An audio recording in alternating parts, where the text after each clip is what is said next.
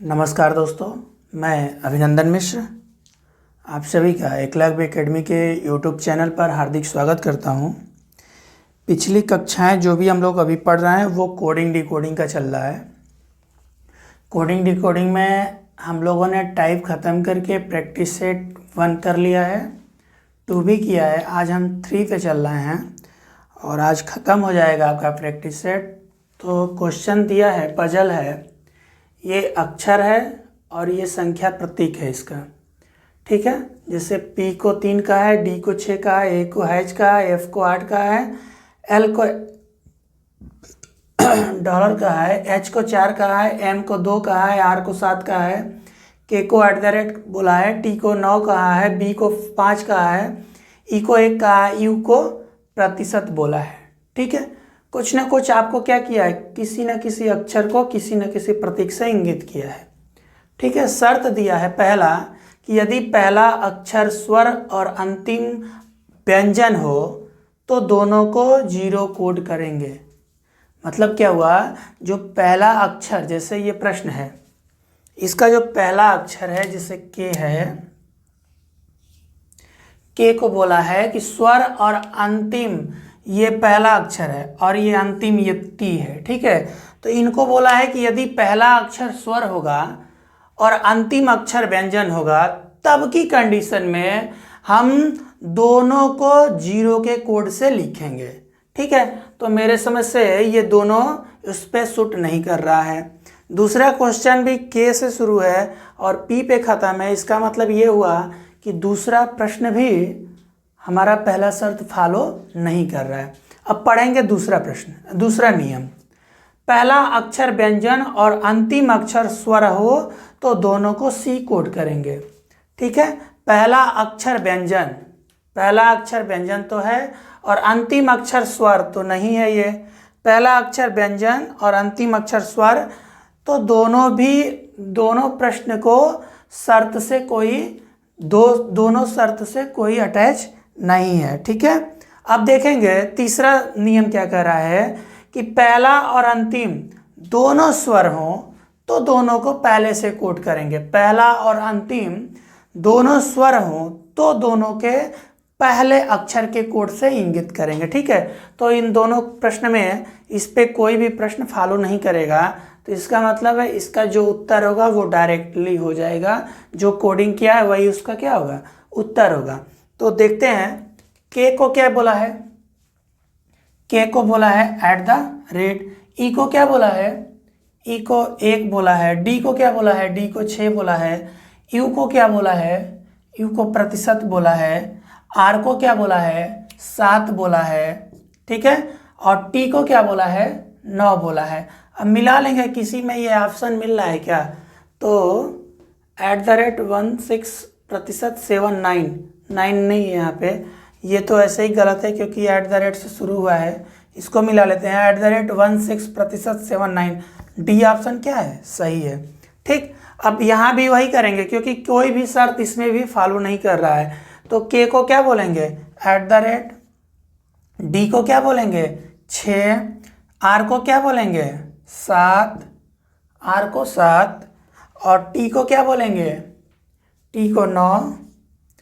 M को क्या बोलेंगे, 2। और पी को क्या बोलेंगे, 3। अब मिला लेते हैं, @ किसी में नहीं है और 6 7 9 2 3, 6 7 9 2 3, तो हम इसको @ बना लेते हैं तो हमारा ऑप्शन सही हो जाएगा।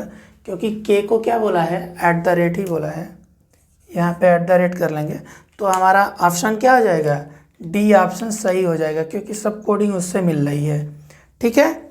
अब चलते हैं अगले प्रश्न पर। उससे पहले थोड़ा सा हम एक बार और समझा दें। ये आपका अक्षर है, ठीक है, ये आपका संख्या या प्रतीक बोलते हैं, ठीक है। किसी न किसी अक्षर को किसी न किसी संख्या या प्रतीक से इंगित किया हुआ है।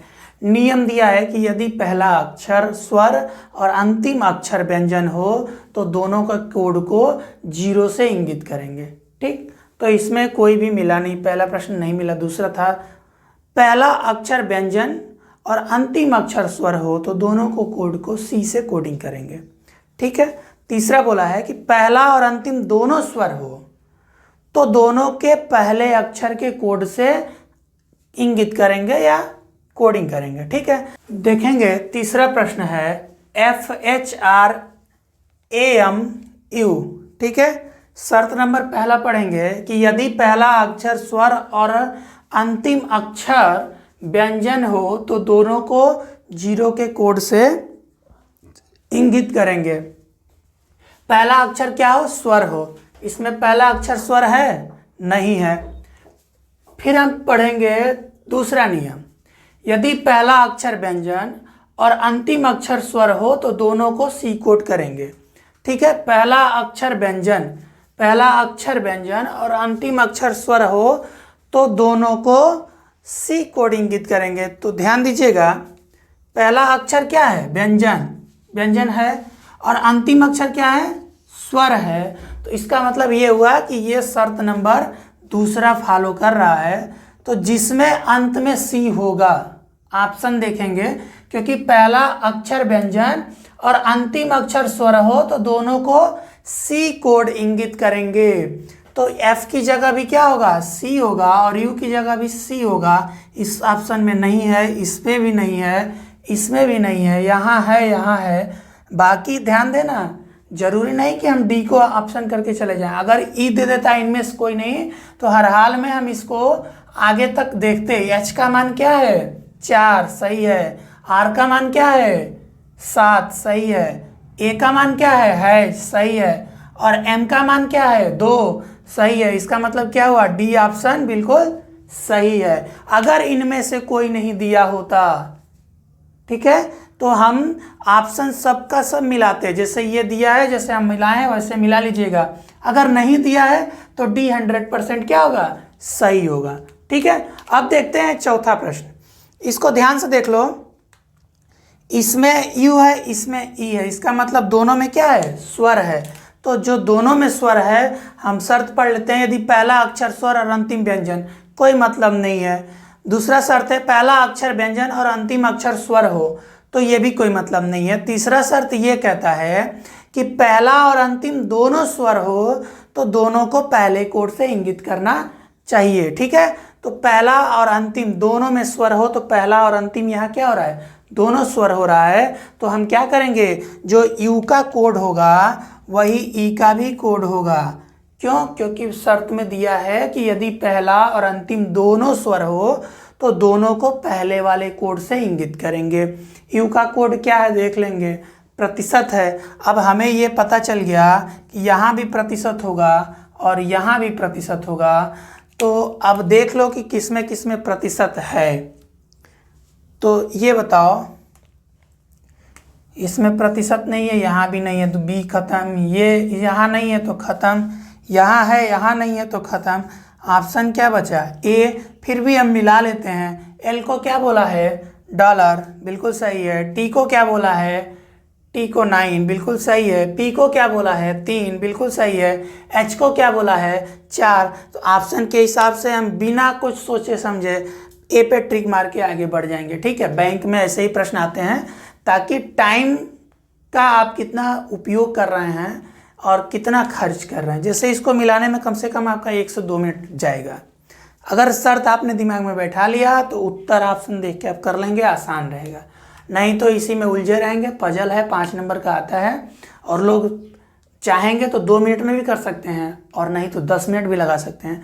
तो आपके प्रैक्टिस के ऊपर है, जितना हो सके प्रैक्टिस कीजिए। शर्त को दिमाग में बैठाइए, शर्त से तुरंत क्वेश्चन को देखिए कि क्वेश्चन क्या कह रहा है, शर्त के अनुसार है या नहीं है। अगर नहीं है तो तुरंत आगे बढ़िए, अगर शर्त के अनुसार है तो उस पर तुरंत ट्रिक लगाइए कि कौन सा उत्तर होगा। ठीक है, अगला प्रश्न एक और है, 5। ध्यान दीजिएगा, 5वां प्रश्न दिया है HKEDLB। तो हमें सबसे पहले क्या देखना है? H और B दोनों क्या है? व्यंजन है। दोनों व्यंजन के लिए कोई भी शर्त नहीं दिया है। ठीक है, तो हम उस पर फोकस नहीं करेंगे। जो भी सीधा सीधा उत्तर होगा वही हम क्या करेंगे? सॉल्व कर देंगे। तो H का मान क्या दिया है? 4 दिया है। K का क्या दिया है कोड? @ दिया है। E का क्या दिया है? 1 दिया है। डी का क्या दिया है? 6 दिया है। एल का क्या दिया है? $दिया है। बी का क्या दिया है? 5 दिया है। अब मिला लीजिए, 4 से कितने शुरू हो रहे हैं वो देख लीजिए। ये तो शुरू नहीं हो रहा है, ये भी नहीं हो रहा है, ये भी नहीं हो, तो $4 और 5 बिल्कुल क्या है, बी ऑप्शन आपका सही है। ठीक है, तो ऐसे प्रश्न आते हैं पजल के। ठीक, कोडिंग डिकोडिंग में ये 5 नंबर का आता है आपका। बैंक में 100% ये प्रश्न आते हैं, बस क्या करता है अक्षर और प्रतीक थोड़ा सा चेंज कर देता है, और शर्त में हो सकता है कि दोनों व्यंजन दे दे, दोनों स्वर दे दे, ऐसा आता है। तो आप इसे जितना हो सके प्रैक्टिस करिएगा। लास्ट टाइप है आपका, बोला है कि यदि सूर्य को चंद्रमा, चंद्रमा को पृथ्वी, पृथ्वी को आकाश, आकाश को तारा और तारा को सूर्य कहा जाए तो पंछी कहाँ उड़ते हैं। ठीक है, एक बार और पढ़ेंगे। बोला क्या है कि सूर्य को क्या बोला है, चंद्रमा, अब चंद्रमा को क्या बोला है, पृथ्वी, पृथ्वी को बोला है आकाश, और आकाश को बोला है तारा, और तारा को सूर्य बोला है। और हमसे पूछा है कि पंछी कहाँ उड़ते हैं, तो पंछी कहाँ उड़ते हैं, आकाश में, पंछी आकाश में उड़ते हैं। लेकिन यहाँ आकाश को क्या बोला है, आकाश को तारा बोला है, तो हमारा उत्तर क्या होगा, तारा, क्योंकि आकाश को तारा बोला है और पंछी कहाँ उड़ते हैं, आकाश में। तो जब आकाश को तारा बोला है तो अब पंछी कहाँ उड़ रहे हैं, तारा होगा उत्तर। ठीक है, दूसरा प्रश्न दिया है, यदि गणित को भूगोल, गणित को भूगोल कहा जाए, भूगोल को विज्ञान कहा जाए, विज्ञान को संस्कृत कहा जाए, तो न्यूटन किससे संबंधित थे। ठीक, तो न्यूटन ने विज्ञान के क्षेत्र में अपना परचम लहराया था, आपको पता ही होगा। ठीक है, तो न्यूटन जब विज्ञान के क्षेत्र में परचम लहराए थे तो विज्ञान को क्या बोला है, संस्कृत बोला है, तो आपका उत्तर क्या हो जाएगा, संस्कृत होगा, बिल्कुल सही उत्तर होगा। अगले प्रश्न पे चलते हैं। अगला प्रश्न है कि यदि नीला को उजला, उजला को हरा, हरा को लाल, लाल को भूरा, भूरा को काला तथा काला को पीला कहा जाए तो मानव के रक्त का रंग कैसा होता है। ठीक है, तो मानव का जो रक्त होता है वो क्या होता है, लाल होता है। ठीक, तो अब एक बार और पढ़ लीजिए, नीला को उजला, उजला को हरा, हरा को लाल और लाल को क्या बोल रहा है, भूरा, भूरा को काला तथा काला को पीला कहा जाए तो मानव का रक्त का रंग कैसा होता है, तो मानव का जो रक्त होता है वो लाल होता है। ठीक है, और यहाँ लाल को बोला है कि भूरा, तो हमारा उत्तर क्या हो जाएगा, भूरा, बिल्कुल सही उत्तर होगा आपका भूरा। कि यदि श्वेत को लाल कहा जाए, लाल का अर्थ नीला हो, नीला का अर्थ काला कहा जाए, काला का अर्थ पीला कहा जाए, तो आसमान का रंग क्या होता है। तो ये हमें सबसे पहले पता होना चाहिए कि आसमान का रंग जो है कैसा होता है। हमें दिखता काला है लेकिन आसमान का रंग होता है नीला। ठीक है, तो हम किस पे फोकस करेंगे, नीला पे फोकस करेंगे। ठीक है, जैसे दिया है कि यदि श्वेत का अर्थ लाल, लाल का अर्थ नीला और नीला का अर्थ क्या बोला है, काला बोला है, तो आपका जो उत्तर होगा वो आसमान का रंग कैसा होता है, तो आसमान का रंग कैसा होता है, नीला होता है, और नीला का अर्थ क्या दिया है, काला दिया है, तो आपका उत्तर क्या होगा, बिल्कुल काला ही होगा। ये था आपका कोडिंग डिकोडिंग के अब तक के आए हुए प्रश्न, और ये जो प्रश्न है आसमान का और मनुष्य के रक्त का और बिच्छू के रक्त का, ये 3 ऐसे प्रश्न हैं जो लगभग सभी एग्जाम में आए हुए हैं। ठीक है, खासकर जो पीसीएस का प्री में आता है एक पेपर सेट, उसमें भी ये प्रश्न आता है, तो हमें वो प्रश्नों को ध्यान में रखना होगा। कहीं भी ऐसे प्रश्न मिले अगर आपको नहीं आते हैं तो आप कमेंट में वो प्रश्न भेज सकते हैं, अगले दिन हम आपको बताने का प्रयास करेंगे।